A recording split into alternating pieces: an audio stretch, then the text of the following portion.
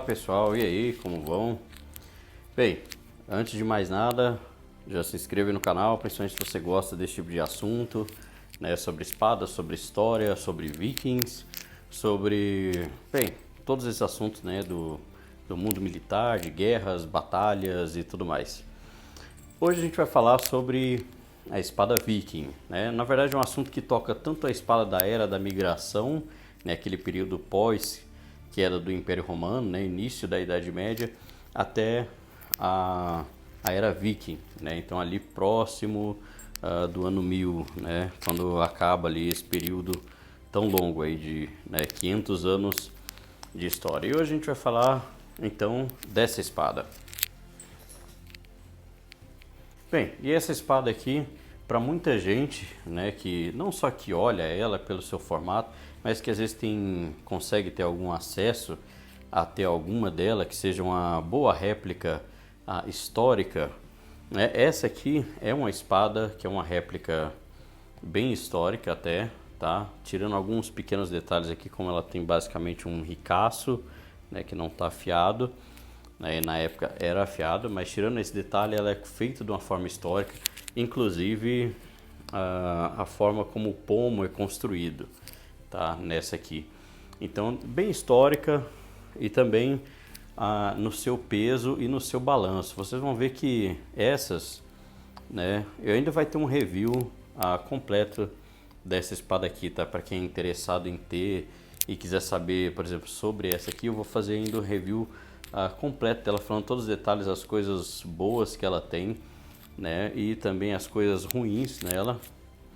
Mas bem, você vai ver que o balanço dela é bem longe do cabo, né? Eu já medi e dá em torno de 17 centímetros mais ou menos, tá? Acima. O que está dentro do histórico, está dentro do esperado. O peso dela também em torno de 1,1 kg, 1,2 kg, tá? Então também está dentro do histórico e do esperado. Mas o que acontece é que muitas não são replicadas, né? O pessoal tende a escolher espadas algumas vezes mais leve, ou com ponto de balanço mais próximo da guarda, né, para fazer réplicas e para se acomodar ao consumo moderno de espadas, né? Mas o que acontece é que muitas históricas não eram assim. E você pode ver, para quem tiver aqui o livro das espadas vikings, esse livro é a Bíblia da espada viking, né? Nós temos ali também da Era da Migração. Você vai ver que muitas dessas espadas históricas aqui pesavam até cerca de 1,5 kg, uma espada de uma mão. E mesmo pesado assim, algumas teriam um ponto de balanço entre 11 centímetros, 10 centímetros, e tem algumas ali no livro com até 22 centímetros o ponto de balanço, né? Então, quer dizer, elas são espadas que você sente desbalanceada e que você sente relativamente pesada na mão. Não é uma espada ágil para você lutar de esgrima com seu coleguinha. Mas a gente vai entrar nos porquês disso, né? E por que muita gente tem essa impressão. Bem, alguns questionamentos ficam: será que é por que essas espadas são tão desbalanceadas? Mas a gente tem que ver um quesito histórico, tá? Essas espadas, tanto essa quanto do período da migração, vou colocar foto aí para vocês, é muito semelhante.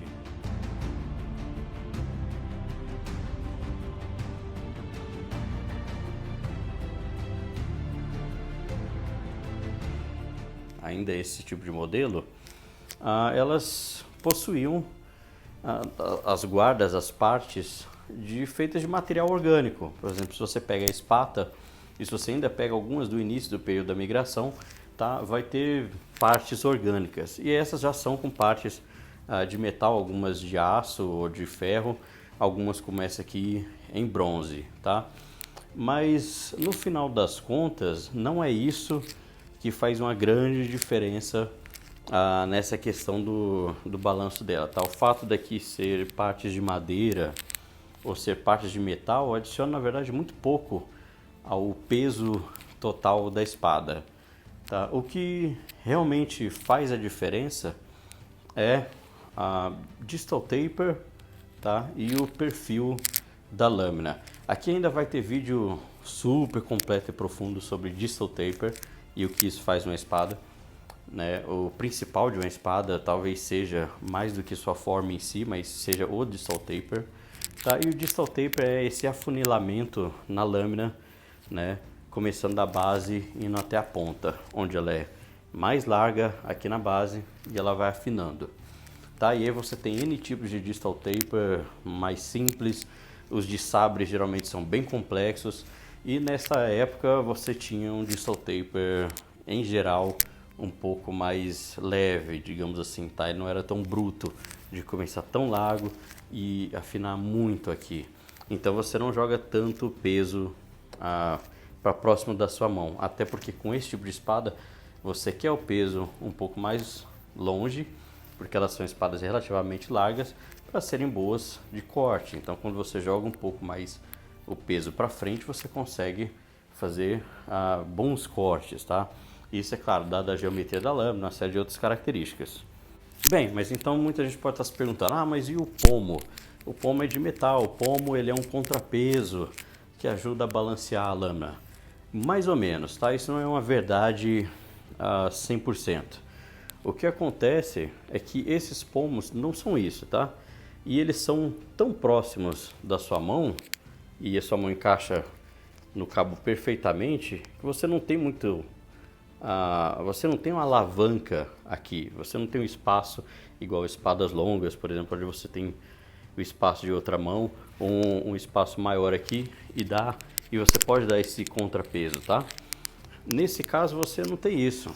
Por mais que ele seja sólido, ele não está aqui para fazer esse propósito específico, tá? Muito se discute o papel do pomo, mas aqui uma das suposições, né, mais bem aceitas é que ele ajuda a prender a sua mão, tá? Não deixar a sua mão escapar. E é claro que todo o componente da empunhadura vai ajudar nesse balanço, sem dúvida. Mas não é só isso, tá? O principal ainda está na própria lâmina. Tanto é que muitas espadas sobreviveram ao tempo, seja do período da migração, sejam espadas ou espadas da era viking, mesmo sem as suas partes de empunhadura, elas se balanceiam da mesma forma, tá? Isso vai acrescentar muito pouco para o balanço delas quando a gente está falando de espadas dessa época, desse período, tá bom? O que é diferente em espadas de períodos posteriores, tá? Então aqui a gente não vai fazer essa comparação. E algumas dessas até podem ser consideradas um pouco mais bem balanceadas do que, por exemplo, algumas espadas e algumas espadas do período da migração, tá?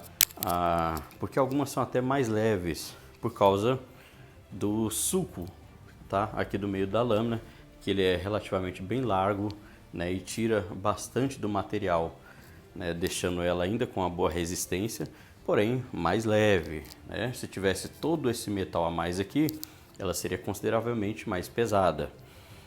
O que acontece em muitas espadas e muitas espadas do período da migração, tá? Porque muitas delas têm uma linha central ao invés de ter o sulco, tá? Então, sem dúvida, tanto você ter o sulco ou não, ele também ajuda na questão do balanço da espada.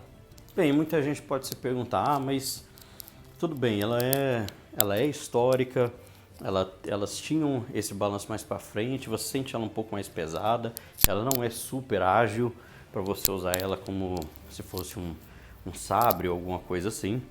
Então como que você pode lutar com ela? Como que você pode esgrimar com ela, né? Como você luta de esgrima? Você não lutaria com ela na frente como se fosse uma espada de período posterior, entendeu? Então essas espadas aqui a gente tem que ter em mente. Eu estou segurando na lâmina, mas depois do final do vídeo eu vou passar o óleo, eu vou limpar tudo. Bem, elas são feitas para ser usadas com escudos. Isso aí. Então, elas eram feitas... Desculpe, esse escudo aqui não é super histórico, tá? É de madeira, é bem feitinho, tem o grip central aqui, mas ele não é uma réplica perfeita, tá? Mas serve para ilustrar. Bem, esse tipo de espada era feito para ser usado sempre em conjunto com o escudo. pensada nisso. Então, ela tem essas vantagens e as desvantagens de ser feitas para isso, tá? Durante uma luta, espadas de períodos posteriores que foram feitas para serem usadas por si só, como espada longa, o sabre, o espadim, a rapieira, etc. Elas são espadas que basicamente você usa elas por si só. Então elas precisam ser mais leves e rápidas, justamente para que você possa fazer de uma forma efetiva tanto o ataque quanto a defesa. Essa aqui você não precisa ter tanta essa preocupação.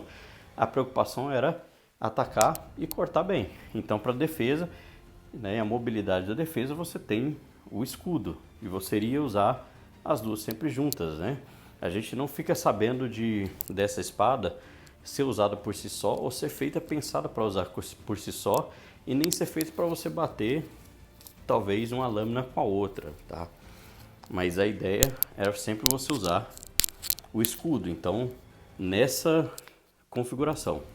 Bem, ainda assim pode ficar algum questionamento. Mas ela é feita para usar com escudo, mas ainda assim é desbalanceada, não é ágil. Mas não quer dizer que só por causa disso ela não seja uma arma eficiente, tá? Você pega, por exemplo, o machado. O machado, ele é o balanço totalmente ao contrário da espada. O peso é quase que 100% na ponta. Ele é super desbalanceado, ele é o oposto do balanço tradicional da espada, né? E ainda assim, ele sempre foi uma arma efetiva de guerra. Então por que uma espada desbalanceada também não poderia ser? E ela era, a gente sabe que ela era por todo o contexto da época, como elas foram aplicadas, né? Tanto em duelos quanto em batalhas. Aqui também a gente vai ter vídeo sobre duelos da era Viking, né? Que esse é um assunto que o livro sobre as espadas vikings entra, e era muito interessante porque os duelos eram, né, feitos naquela época com espada e o escudo, entendeu? Você não estava esperando usar a espada por si só. E você tinha substitutos para o seu escudo caso ele quebrasse. Então se você quebrou um escudo, você ia lá, podia pegar outro em alguns cenários, entendeu? Então você não estava imaginando usar a espada por si só. Além disso, a espada ela tem vantagens, mesmo a espada desbalanceada, como a gente está falando aqui, e perdoe muitas aspas, né, mas bem, ela tem vantagens sobre o uso de um machado, tá? A espada ela é mais ágil, tá? Ela tem um alcance melhor, ela tem uma porção de corte melhor, tá? Ela tem um pouco mais de proteção à sua mão do que o machado e ela é mais conveniente, tá? Para você vestir, né? Para você vestir mesmo, tá? Para você usar ela. Então ela te incomoda menos, ocupa menos espaço, tá? Quando está no seu corpo. Então essas são algumas vantagens que a espada, mesmo a espada de corte desbalanceada, tem sobre o machado, por exemplo, um uso de machado. Ainda assim, ela é mais leve, né, e mais ágil do que o machado.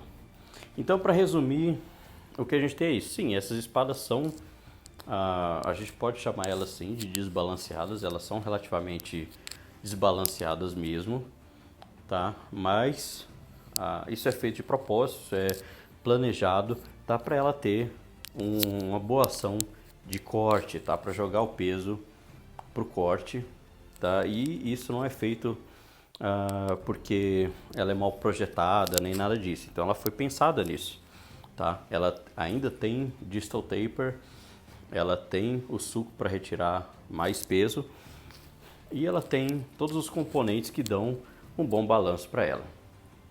Então uma espada desbalanceada pode ser na verdade uma espada com um bom balanço para aquele propósito para que ela foi feita, né? Porque ela foi projetada.